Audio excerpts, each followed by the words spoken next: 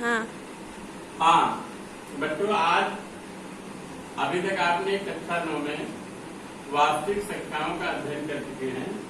अब हम यहाँ निम्न दो मुख्य परिणामों पर विचार करेंगे। नंबर 1, यूक्लिड विभाजन प्रमेय का, और दूसरा अंकगणित की आधारभूत प्रमेय। तो इस चीज को पहले समझने के लिए एल्गोरिथम और प्रमेयिका में क्या अंतर होता है, इस चीज को समझ लीजिए। एल्गोरिथम जो होता है यह एक सुपरिभाषित पदों की एक श्रेणी है जो समस्याओं को करने की एक विधि होती है। जैसे कोई समस्या होती है उसको करने की एक विधि होती है। प्रमेयिका जो होती है ये सिद्ध किया गया एक कथन है जिसे अन्य कथनों में सिद्ध करने में प्रयोग करते हैं। अब जैसे यहाँ पे अब हम आपको यूक्लिड विभाजन प्रमेयिका के बारे में अभी आपको हम बताते हैं, लेकिन उसके पहले आप जान लीजिए ये है क्या। इसके पहले भी आपने अध्ययन कर चुके हैं। जैसे आप 37 को अगर 5 से विभाजित करें, ठीक है, अगर समझ आ रहा है ना बच्चों, 37 को अगर 5 से विभाजित करें तो 5 सते 35 आता है 2 से इस पर। तो इसको हम कहते हैं भाजक।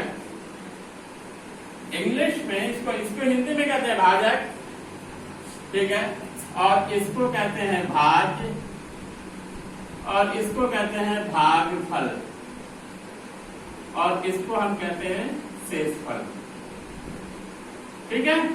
अब अगर हम इसको इस तरीके से लिखें, ये 37 है, अगर इसको हम लिखें तो हम कैसे लिखेंगे इसको?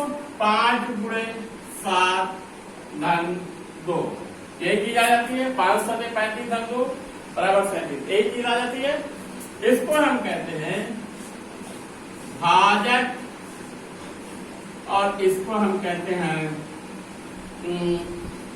ये भाजक है और ये भागफल है, और ये आपका शेषफल होगा, ठीक है।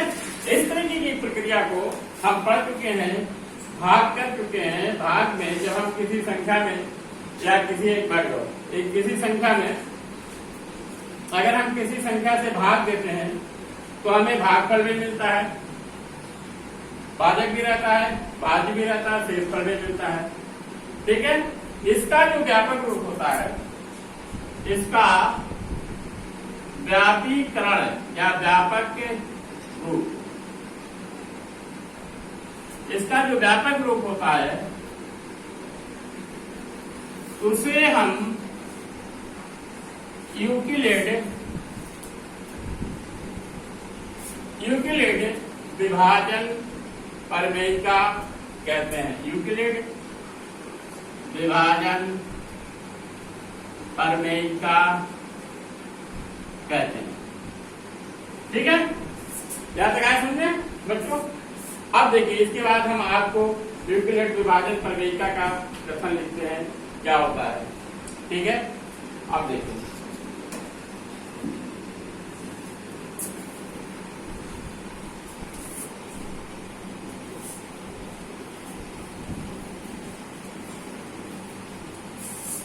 यूक्लिड विभाजन प्रमेयिका।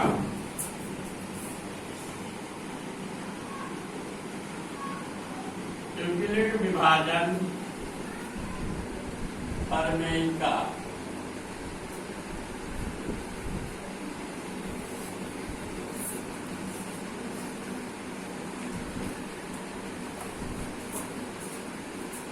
दो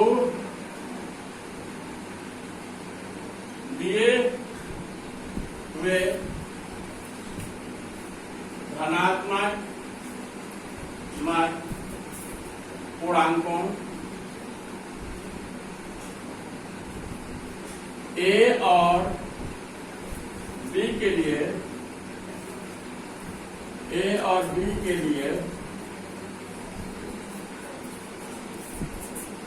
अद्वितीय पूर्ण संख्या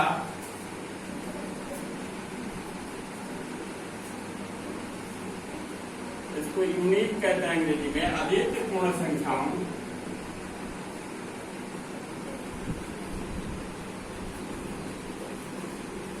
Q और R का अस्तित्व इस प्रकार है,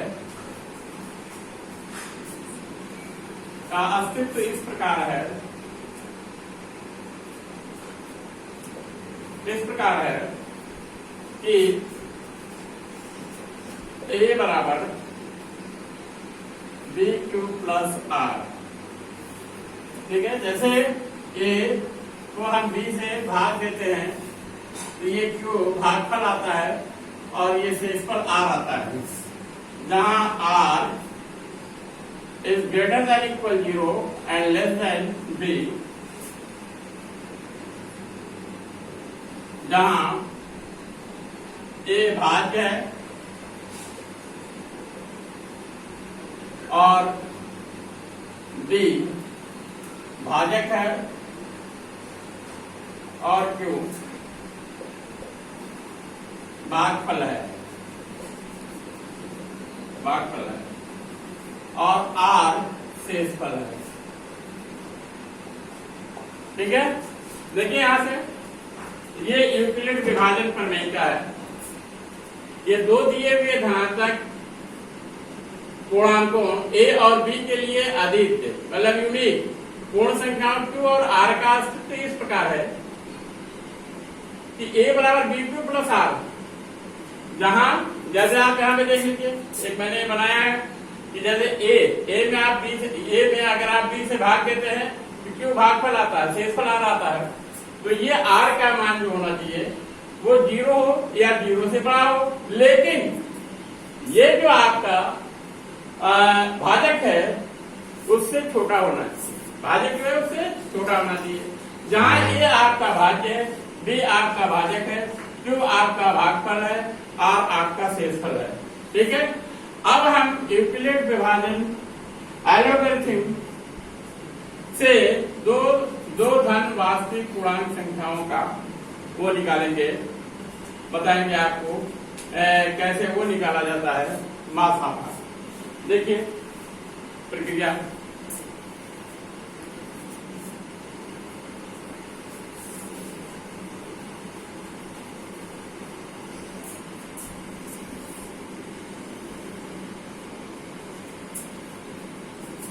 दो धन पूर्णांक संख्याओं का मासापा ज्ञात करना।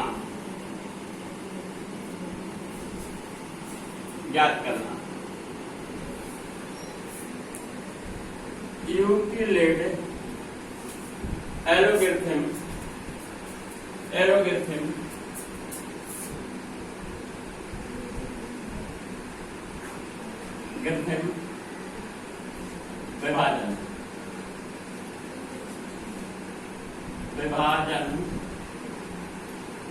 विभाजन से, लेकिन इसमें हम एक उदाहरण से समझाते हैं।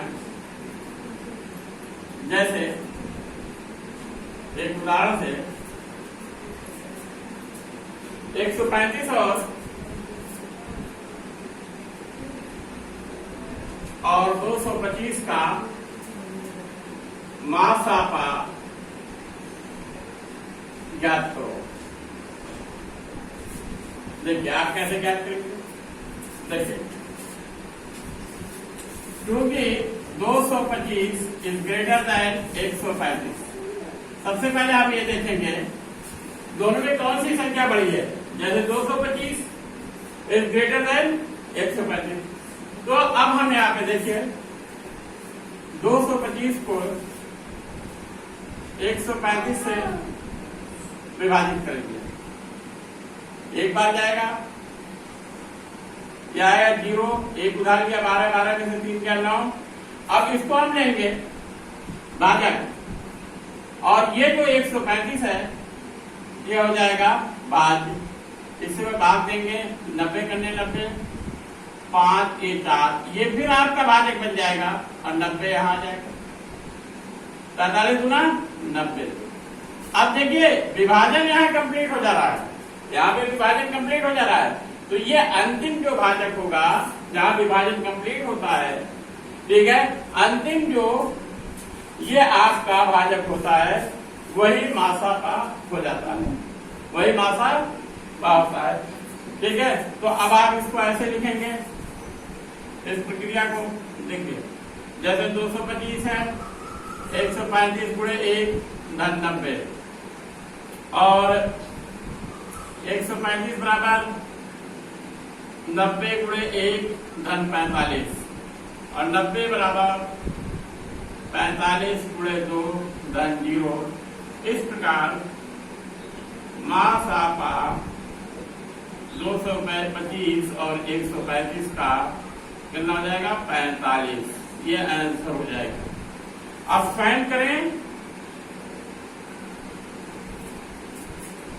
फाइंड करें,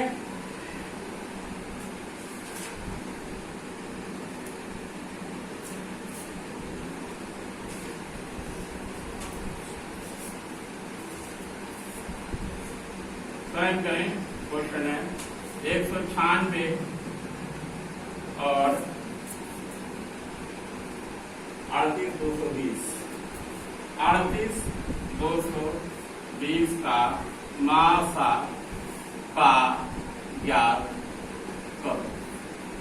ठीक, अब इसके आगे हम आपको नेक्स्ट क्लास में बताएंगे, नेक्स्ट लेक्चर में बताएंगे। ठीक है, अब आप लोग स्वयं अपनी जो मैंने क्वेश्चन दिया उसको करिए, और आपके पास अगर कोई बुक है तो बुक में देखिए, बुक में से उस क्वेश्चन को हल कीजिए। ठीक है।